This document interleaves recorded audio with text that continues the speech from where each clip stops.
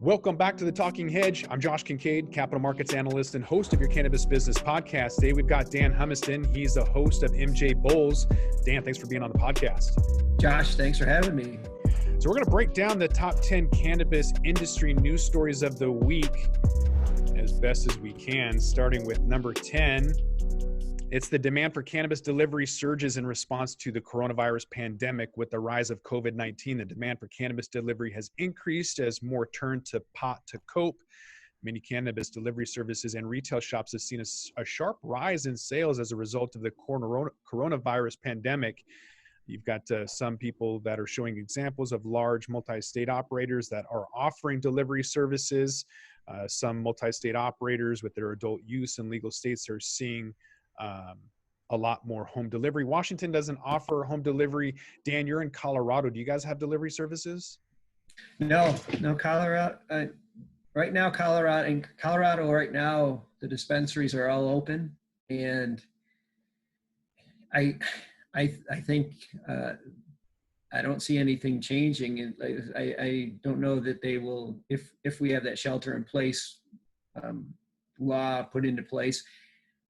Hopefully they will deem dispensaries as essential businesses and they'll be able to stay open. But as it stands right now, the dispensaries are all open and they're just adhering to the 6 foot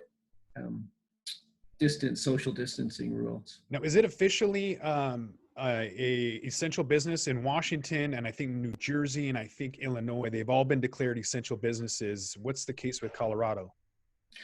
As I said, Colorado hasn't passed a shelter-in-place law, but the restaurants, gyms, a lot of sectors have been carved out and told that they needed to close. Restaurants are takeout only. Dispensaries have not been. They haven't said one way or the other. So dispensaries in Colorado remain open. So it sounds like they just have to follow the social distancing. They're 6 feet apart pre-order, but they're allowed to remain open without officially declaring them essential business. Yeah, I don't think any businesses have been deemed essential in Colorado as of today. I mean, that could change this afternoon. I think it's on the other side, businesses that have been targeted or carved out as businesses that need to close or need to alter the way they're doing business. For instance, restaurants are only takeout. Well, Hawaii is taking it a step farther. Number 9 on the list is that Hawaii is going to study magic mushrooms with the goal of psilocybin legalization. There's resolutions introduced that would seek to eventually legalize psilocybin products in Hawaii for medicinal use. Following the opening of the United States' first legal psychedelic clinic in New York City, interest is exploring the health benefits of psychedelic substances like psilocybin or magic mushrooms are continuing to grow, and lawmakers in Hawaii are beginning to explore that potential with therapeutic uses of the psychedelic mushrooms. I think the old CEO of Canopy is leading the charge on that one. He's already got MindMed, a publicly traded company with Kevin O'Leary of Shark Tank. Oh yeah, interesting. Yeah, I've had a couple investors on the Raising Cannabis Capital show that are really excited about magic mushrooms and psilocybin. They think the opportunity there, potential there is as great or greater than cannabis. And I got to say, we haven't done a lot of shows about it, but the interest is over the top. Especially, it seems like, and I can't remember this for sure, but it seems like Oregon was recently passed something about I don't know about legalizing it, or I can't remember, but it does seem like, I know Colorado did something as well. Denver jumped on it, and then Oregon jumped on it right afterwards, trying to legalize the same thing. And I've been given like a small little micro dose of magic mushrooms, and I was surprised. It was more like an extroverted coffee. You kind of got that energetic, but I was like, oh damn, I got to do a podcast. You know, like I just felt like talking and you know, I was alert and I was at it. And so I would think it'd be really good for PTSD or you know, some post-traumatic stress of anybody, military or otherwise. I think if you're in a depression or just lethargic or whatever else, I think it's a good reset for the brain. There's a doctor at Yeah. the Ames Institute, Dr. Allison Drayson, that we've had on the podcast, who deals with you know, LSD and psilocybin and a lot of peyote, and they're doing a lot of research. And as a microdose, it's got some interesting therapeutic effects. Yeah, I had a show, one of our other shows, the Deadhead Cannabis show, the host, Jim Marty, who is one of the Bridge West accounting firms. He's a CPA, and he's put together or is working with a group out of California. I think Kevin Costner actually is in the group that have combined the magic mushrooms with either CBD or I'm not sure exactly, but they combine the two I guess so there's like you said, this is new. It's moving fast. I think it catches everybody's attention because it's in the similar category as cannabis, and everyone's like, wow, if you miss the cannabis early bus, you know, this is the next one. And I think that's, you know, why it kind of falls into our lap a lot. But I you know, based on what everybody, the few investors that I've had on the Racing Cannabis Capital show, they all, just like I said, were crazy about it. Very excited. Yeah, time will tell. There's an interesting article here. Number 8 is that Kronos Group faces SEC inquiry over a revenue recognition practice. So the Security and Exchange Commission inquiry related to how Kronos recognizes their revenue for certain bulk resin and wholesale deals. This is late Thursday last week, where Market Watch reported that Kronos is subject to SEC inquiry. And according to the documents by Market Watch, Kronos staff were allegedly asked to preserve some records related to the deals of 4 Canadian pot stocks. And so I would think that it would be an issue in the US because we use GAAP, which is generally accepted accounting principles, versus what Canada and everyone else in the world uses, IFRS, which is the International Financial Reporting Standards, I think.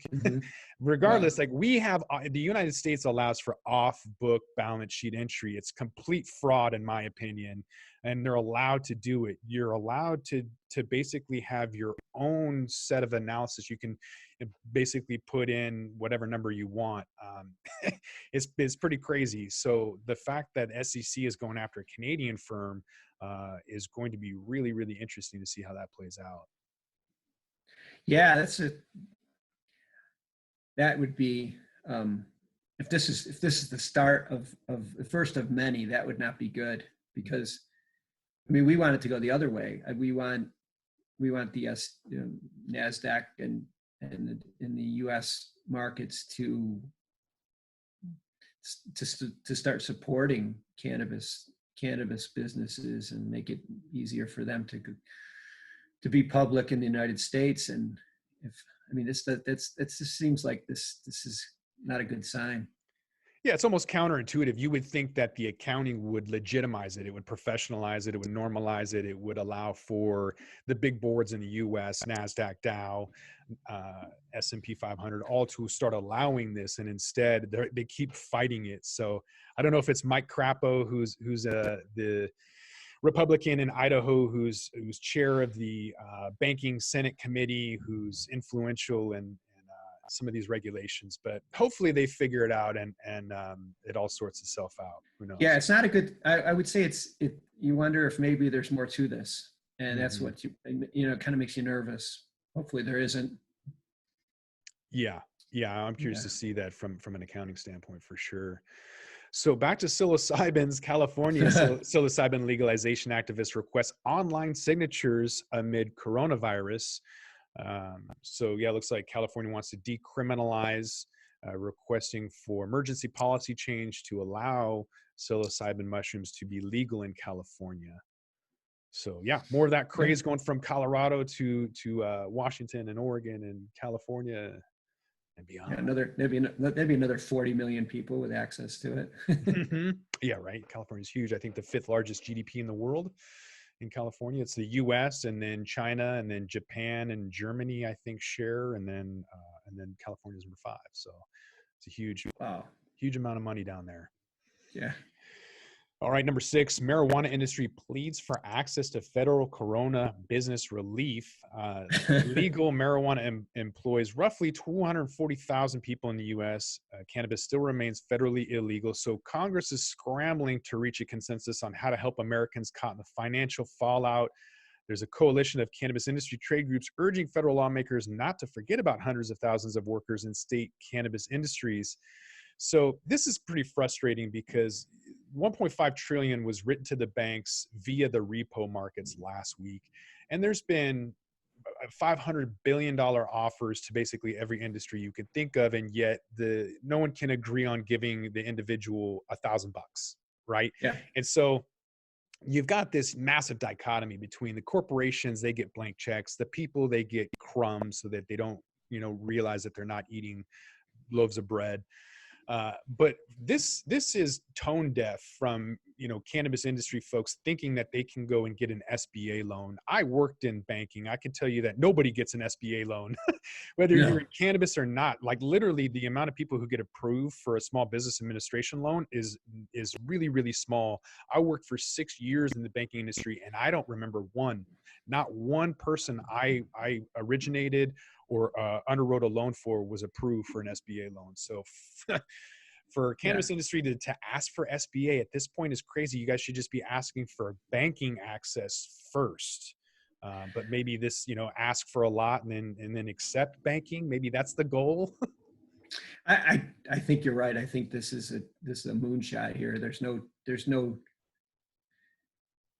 so many so many things that would have to change in order for that to occur. And even if all those things changed, getting an SBA loan is like you said, is so difficult. I mean, I've gotten a few SBA loans in my career, and the mountains of paperwork at closing is beyond comprehension. You cannot imagine how many documents you have to sign with one SBA loan.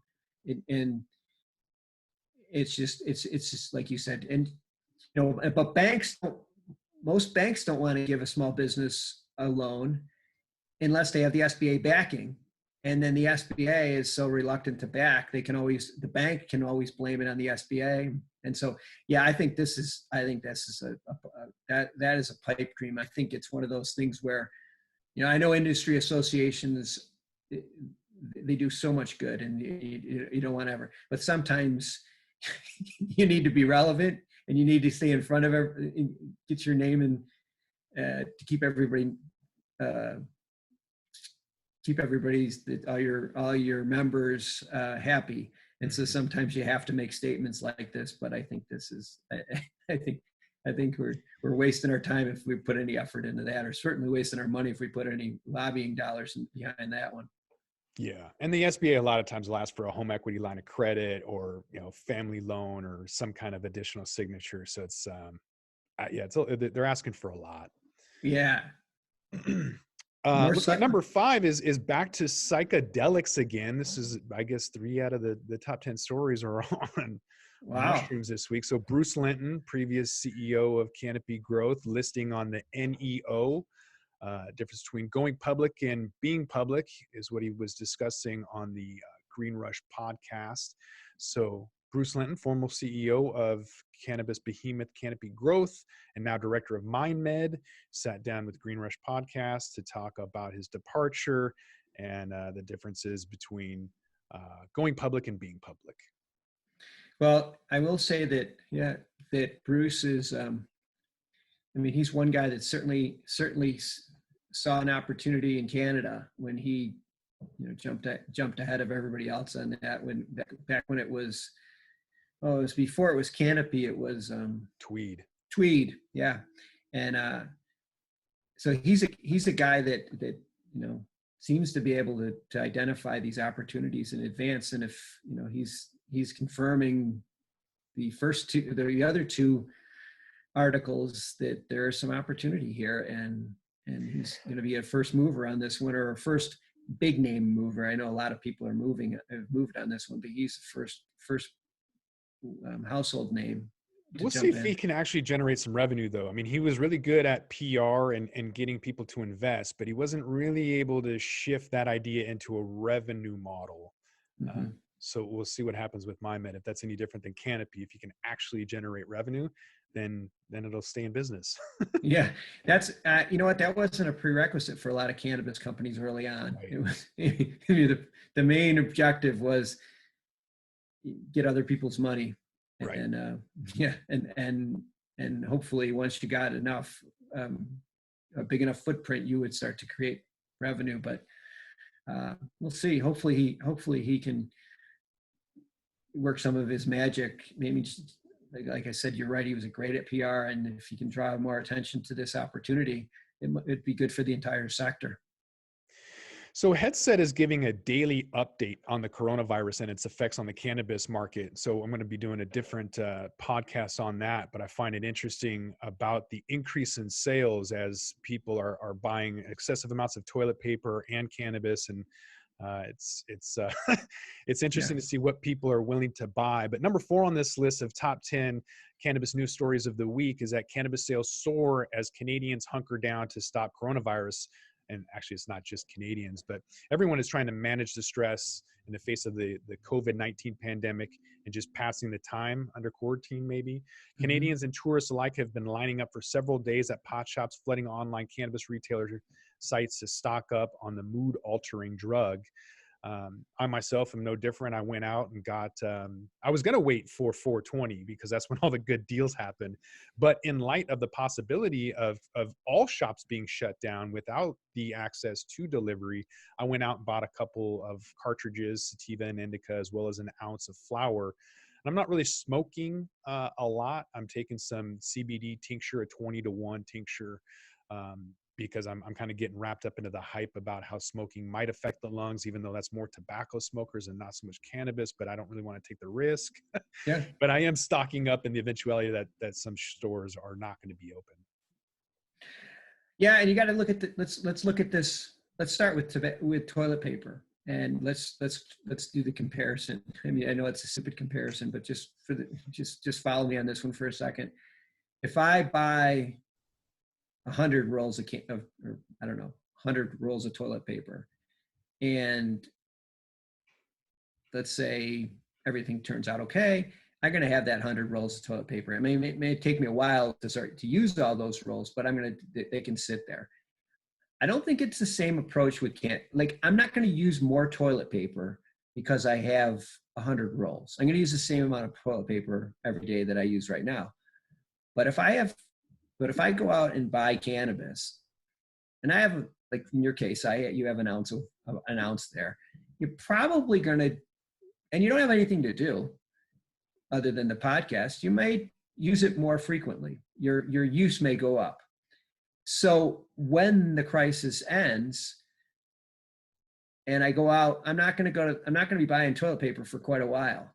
But I suspect that I'm probably going to buy just as much cannabis after the crisis ends. So this is one of those things where, yeah, there's a little bit of a spike right now, but I don't think there's going to be a drop. I think it's going to be, you might see a little bit of spike, maybe a small dip once everybody stocks up. But I think that'll level off and you won't see the drop. Now, if I'm in the toilet paper business, I'm like, I better prepare for when this is over with, because we're not going to sell any toilet paper for a while. Mm-hmm. But I think with cannabis, it's different. Like I said, if you have it, you're probably going to use it. You're probably going to use, if it's, so I think I would be, I'm bullish on this aspect of it, that I think that the cultivators,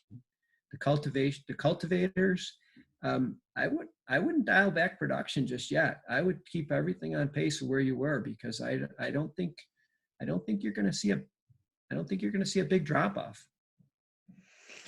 Yeah, it's a great opportunity to sell additional products. I think a lot of the edibles are selling as people are afraid to smoke. So people are trying other products, and with delivery options and sales, it's a great chance to get people to try different stuff, especially as it's deemed essential business. So number 3 on the list is that amid the coronavirus pandemic, California governor classifies cannabis industry as essential during the state's effective lockdown. So that decision to categorize firms as essential provides an economic lifeline to the industry. So under a clarification document that the governor issued late Friday, that all licensed marijuana businesses in California can continue with business as usual during the effective statewide lockdown implemented in response to the coronavirus outbreak. That's good news.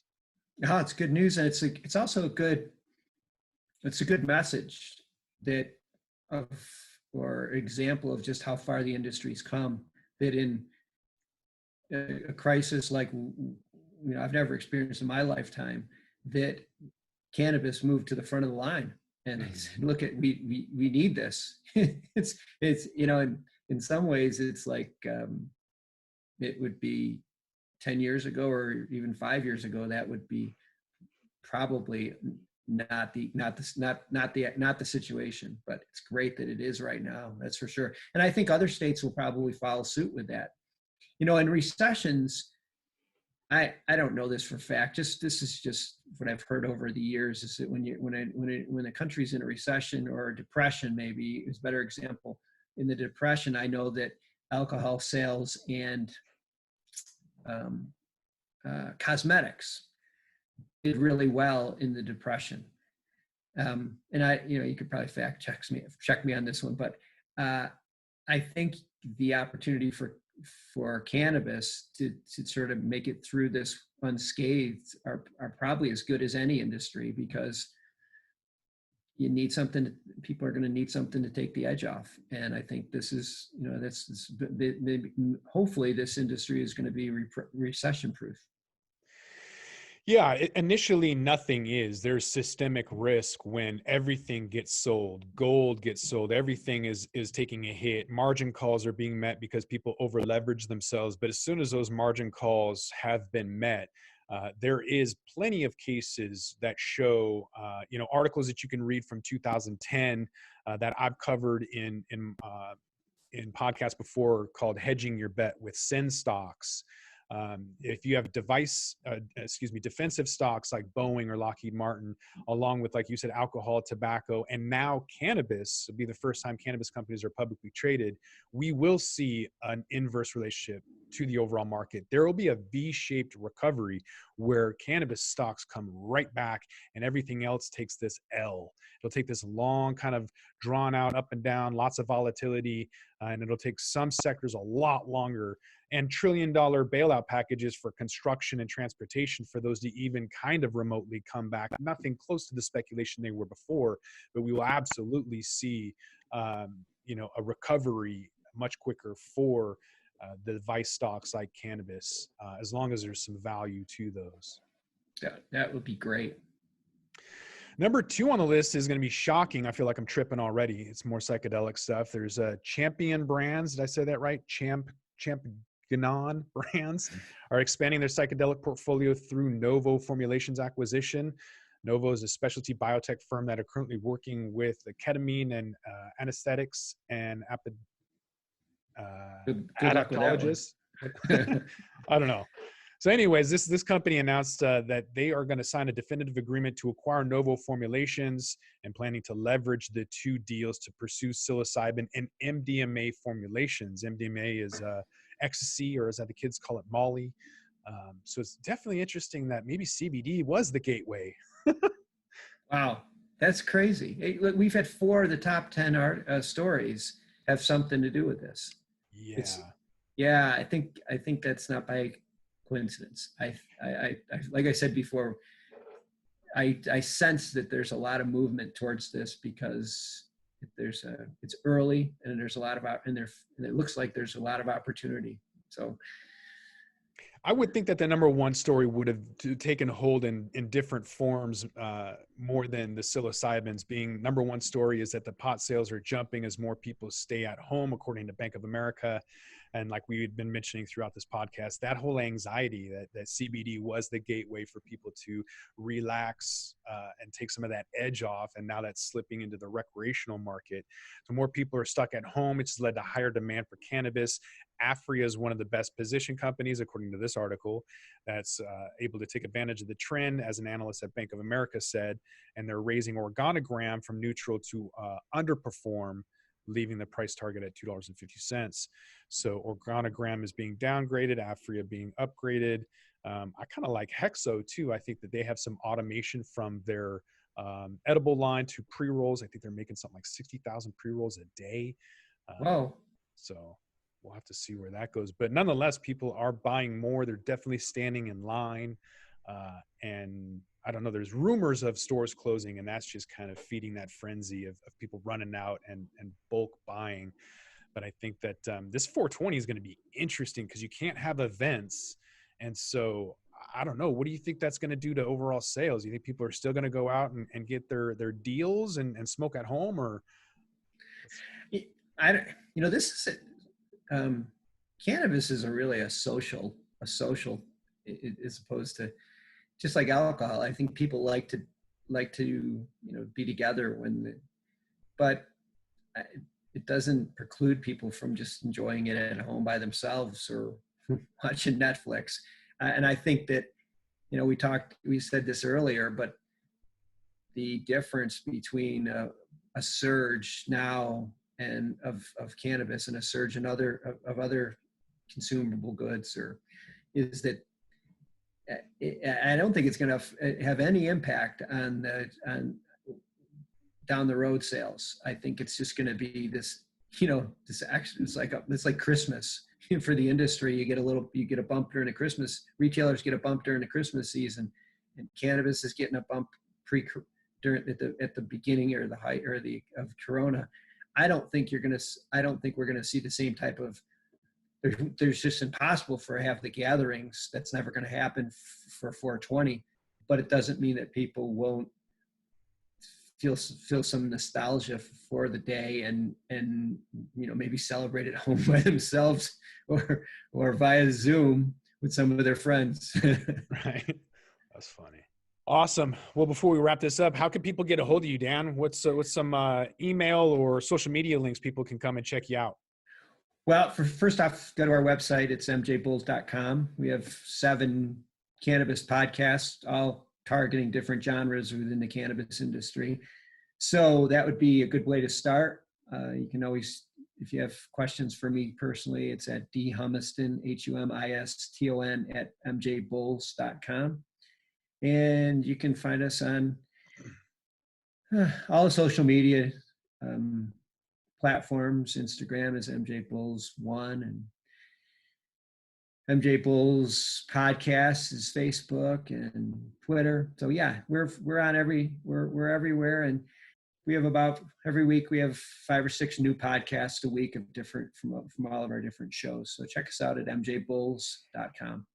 And we'll put all those links in the show notes as well. With that, I want to thank my guest, Dan Humiston. He's a host at MJ Bulls. Thanks again, Dan. Oh, you're welcome, Josh. Thanks for having me, and keep up the good work. We need good podcasts during this shut-in period. Yeah, I appreciate it. Well, I'm Josh Kincaid. This is the Talking Hedge. Don't forget to like, share, and subscribe, or don't. And I'm out.